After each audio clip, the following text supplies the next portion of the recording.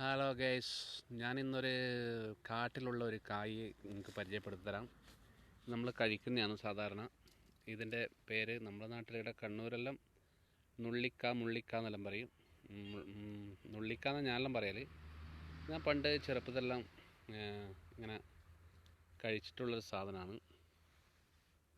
ഇതേപോലെ ഒരു കുരുമണിയാണ് ഉണ്ടാവും. ഇതേപോലെ നിങ്ങളുടെ നാട്ടിലെല്ലാം ഉണ്ടാകുമെന്ന് പറയാൻ കഴിയില്ല, അധിക സ്ഥലത്തുണ്ട്. ഇത് നല്ല മധുരമുള്ളൊരു സാധനം കേട്ടോ. നുള്ളിക്കാന്ന് പറയാം നമ്മളുടെ ഇടയെല്ലാം. ഇതിലിഷ്ടം പോലെ ഉണ്ട്. അതെല്ലാം കണ്ടില്ലേ, നല്ല മധുരം ഉണ്ടാവും.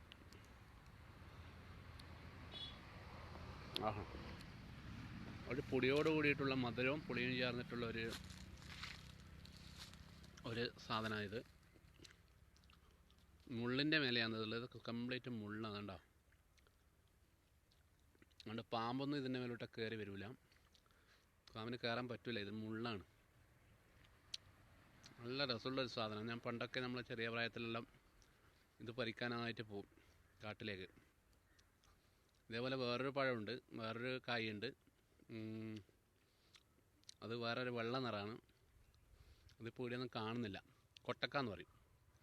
നല്ല നമ്മളെ എന്താ പറയുക, തേനിലിട്ട് വെച്ച അത്രയ്ക്കുള്ള മധുരമുള്ളൊരു കായ്, ഒരു വെള്ളക്കായ്. അത് വിരിയാനായതേ ഉള്ളൂ.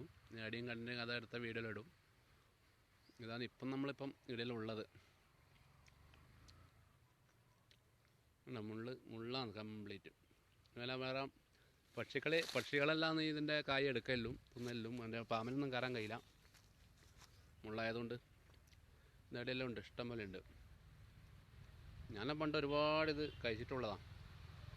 ഇത് നമ്മൾ വെറ്റ് വെക്കും വെച്ചാൽ ഇത് പറിച്ചിട്ട് ഇങ്ങനെ കൈമിലെടുത്തിട്ട് ഈ കൈമിൽ എത്ര ഉണ്ടെന്ന് പറയുന്ന ആൾക്ക് ഇത് ഇത് മുള്ളിക്കാൻ കൊടുക്കും. അപ്പോൾ അയാൾക്കത് കിട്ടും. അങ്ങനെ ആദ്യം പറിക്കും. അങ്ങനെ വെറ്റ് വെച്ചിട്ടുള്ള മാങ്ങ കഴിക്കുന്ന ഒരു കാട്ടിലുള്ള ഒരു കായ്. ഇത് നിങ്ങളുടെ നാട്ടിലെന്താ പറയാമെന്ന് എനിക്കറിയില്ല. ഇത് കഴിച്ചവരുണ്ടാവും എന്ന് വിചാരിക്കുന്നു. കണ്ണൂർ ജില്ലയിൽ ഇങ്ങോട്ടെല്ലാം വളരെ സുലഭമായിട്ട് ഇഷ്ടംപോലെ കിട്ടുന്നുണ്ട്. ഇത് നല്ല ചൂടുള്ള സമയത്ത് ഇത് വിരിയൽ.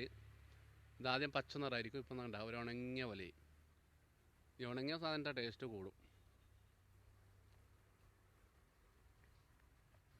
ഇതോടെയെല്ലാം ഉണ്ട്. ആർക്കും കഴിക്കാൻ, ഞാനിത് സ്ഥിരമായി കഴിക്കുന്നത്, അതുകൊണ്ട് വേറെ സൈഡ് എഫക്റ്റ് ഒന്നും ഉണ്ടായില്ല. പിന്നെ കൊത്തിയത് നോക്കിയാൽ മതി, പക്ഷിയെല്ലാം കൊത്തുന്നത് നോക്കി ആ കായ ഒഴിവാക്കിയാൽ മതി. വേറെ പ്രശ്നങ്ങളൊന്നും ഇല്ല. പാമ്പ് ഇതിൻ്റെ മേലെ കയറില്ല ഞാൻ പറഞ്ഞു. ഇത് കഴിക്കുന്നതുകൊണ്ട് വേറെ കുഴപ്പമൊന്നുമില്ല കേട്ടോ. ഞാനിപ്പം കഴിച്ചുകൊണ്ടിരിക്കുമ്പോൾ ഈ വീഡിയോ എടുക്കുന്നത്.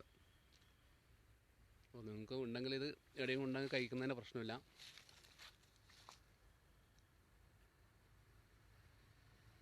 ഇതാണ് ആ സാധനം. ഓക്കെ, അല്ല പച്ച കണ്ട, പച്ചതാ ഇത്ര ഉണങ്ങിയതാ. ആദ്യം ഉണ്ടാകുന്നത് ഇങ്ങനെയാണ്. ഓക്കെ, ഇതിൻ്റെ പേരാണ് നുള്ളിക്ക നമ്മൾ പറയുന്നത്. Okay, thank you.